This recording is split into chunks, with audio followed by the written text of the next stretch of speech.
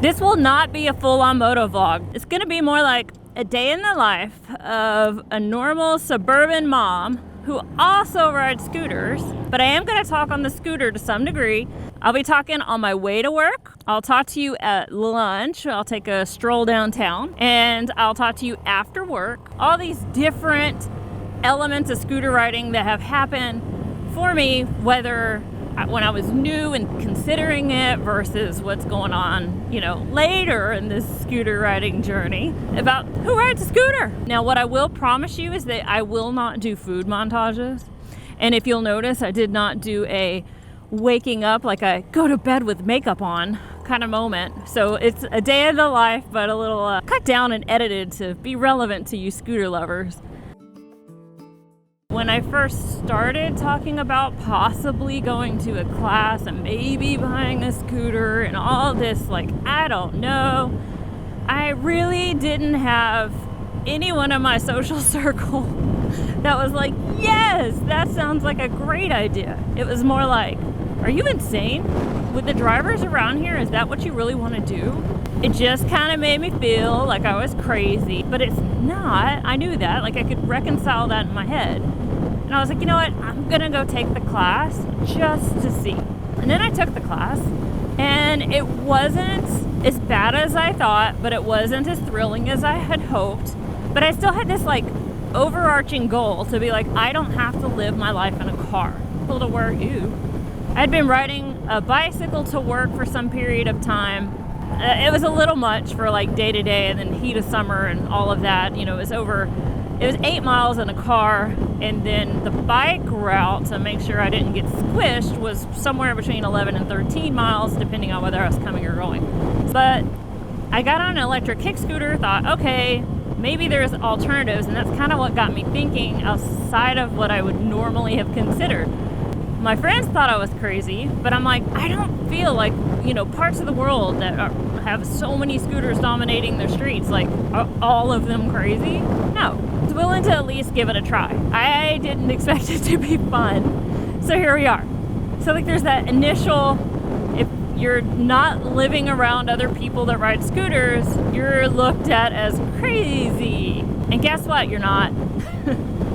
Rather drive a scooter. For everyone else that thought that I was nuts, they weren't coming from a place of being ugly about it. They love me, right? And they'd like good things for me. And I've had conversations with people in real life and comments here and on Instagram about how they won't ride, or their wife won't ride, or their dad doesn't want them to ride, or their whoever, somebody doesn't want them to ride. Just know I cut out red lights for you. So those people that are telling you that you're crazy, they're just, they don't understand. It just seems scary. They haven't done it before, or maybe they haven't when they were young and they did stupid things. And honestly, they just want the best for you. I just want what's best for you, Manushka. They don't want you to get squished. So, if you have naysayers in your world, the best thing I could say to do is take this class, learn your risk, learn what's in your control, like I'm wearing gear here, do what you can and show them that you're a responsible human being taking your own safety into your own responsibility, and that's the best. Once you've decided to ride, I still get people say, I can't believe you ride, or sometimes people get excited like, oh my gosh, I would love one of those. But either way, once you're riding, it doesn't weigh in your heart the same way, because you're like, I already have one. I do my best to drive defensively. I do my best to take roads that are just nicer to be on. I mean, by other drivers, there are some that if I take that, certain roads that there's a speed limit of 45, I'm gonna have to go 60 to not get squished and get run over. So I stick to the roads where it's a little more casual, and the mornings are absolutely fabulous. Like this morning, I'm headed to the bus, and there's cars out, but it's not that big of a deal. The lights are not that big of a deal. It's a good ride. It's muggy as heck. I've already gone for a workout on the scooter. I strap my mat to the back of it, do my thing, and I ride home on my scooter, and it feels amazing. It feels amazing. So it's like an awful, muggy, hot workout at 5 a.m. and then I hop on a scooter, and that wind is so sweet. You do not have to be a mechanic to ride a scooter. So it's lunchtime, we're walking around downtown Houston. I'm a data analyst, I work at a corporate tower, and I have a family, and I have hobbies like this YouTube channel, and I have a side hustle where I do data analytics as a business as well. All that to say, we all have the same 168 hours a week. How I choose to spend my 168 hours is up to me. Same for yours, right? I choose to be a scooter rider who is not a mechanic. And that's okay. And it's okay if you choose to do that. Every now and then I get a comment on the channel or what have you that's like, you should do some mods, or, you know, get a 50 and then mod that. And I'm like, no. I change my oil, I change my gear oil, I do some basic maintenance, and I'm fine with that because it's too inconvenient to take it to a dealer. But if something is more seriously wrong, I'm gonna take it to a mechanic, and I'm okay with that. And it's kind of funny whenever I get grief about it, because when I take my sedan in to get an oil change, nobody says anything ever.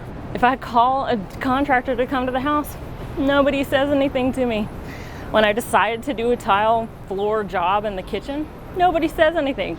But for some reason, scooters, on occasion, somebody has a comment. I don't have to be a mechanic to ride a scooter. You can be a mechanic to ride a scooter, that's fine too. Just don't let this kind of stuff stop you. You don't have to know how to turn a wrench to have a scooter. You can simply ride. You don't have to be a part of a club. You don't have to pay attention to some crazy subcultures that you don't agree with. You can simply just ride. And I love that. I am exhausted after a day of work that was just way too much brain power. Sorry, I digress. So I went down a rabbit hole the other day on YouTube because that's what we do. And I ended up clicking on a video about male-only motorcycle clubs, or how females can interact as riders, and I wish I could remember the title right now. Ultimately, there was a story that they shared about this president of a motorcycle club that does allow females, and then they were invited, him and his wife were invited to a ride with a male-only club. And the way it was described was that it was an honor for the woman to be able to ride at the rear of the pack or crew or gang, whatever we call these things, of the club. And then the event that they were riding to, the woman would be allowed to attend as long as she didn't approach members. And I don't know, like I swear I didn't even think about, you know, whether I'm supposed to ride or who I can ride with. I never honestly had even thought about it. There was a story about how the wife, who is a rider, she has her own bike, has to be escorted when they go to events, and like she was at a Harley dealership in town and she had to be escorted to the bathroom, and I was like, what? Wait, I had to check the date of the video. I'm like, it's 2021. And I'm like, well, you can certainly feel differently than I do about anything, but I never even thought twice about whether I would be included or not included in. And I don't want to pick on the guy. It totally threw me off guard to see like gender issues on riding. And I guess I really hadn't thought about it. I've only looked into scooter meets and gender just hasn't come up. I do know there's a lot more male riders, but I've never encountered anyone that made me feel uncomfortable. As a matter of fact, I have loads of men like just get excited when they see my scooter and they'll come up and show me pictures of theirs when I'm at lunch or something. And I don't know, it's just really, the interaction has been great, and I haven't been snubbed yet. You know, I think I just got snubbed. Not that I'd be riding with those motorcycle riders with my 125cc buddy kick. And I don't even want to pick on that rider. He was just telling his story, but it just threw me for a loop in the way that like I just hadn't thought that there's these subsets of people where I might not be welcome or something, and that's fine, but I'm still gonna ride my scooter. I had a conversation with a coworker today where he was like, wait, do you ride your scooter all the way to work? And I'm like, no, just to the park and ride. He's like, you ride your scooter to the park and ride? Like, I don't even know what was insane about that to him. But a big reason that I want to share anything on YouTube and put myself out in the discomfort is really so that other people will see that normal people, everyday people, ride. And it's okay, and it's normal, and it's not crazy. So when I say you don't have to be a mechanic, when I say you don't have to listen to people that think that it's crazy, you don't have to be a part of subcultures that make you uncomfortable. Like, you can literally just ride. But ultimately, I just want to help other people feel comfortable to get on scooters and encourage you to ride yours, if you have one, wherever you want to. So much more fun. Like, I am exhausted, but there's just something about being on the two wheels that makes it all bearable. And I'm gonna get home, I'm gonna get off this bike, then I'm gonna start the mom part of my life. So it doesn't matter where you are, it doesn't matter what you like, it doesn't matter. If you want to ride a scooter, please ride a scooter. Whether you already ride or not, watch this playlist to help you stay safe on your scooter. Be seen and be safe, scooter friend.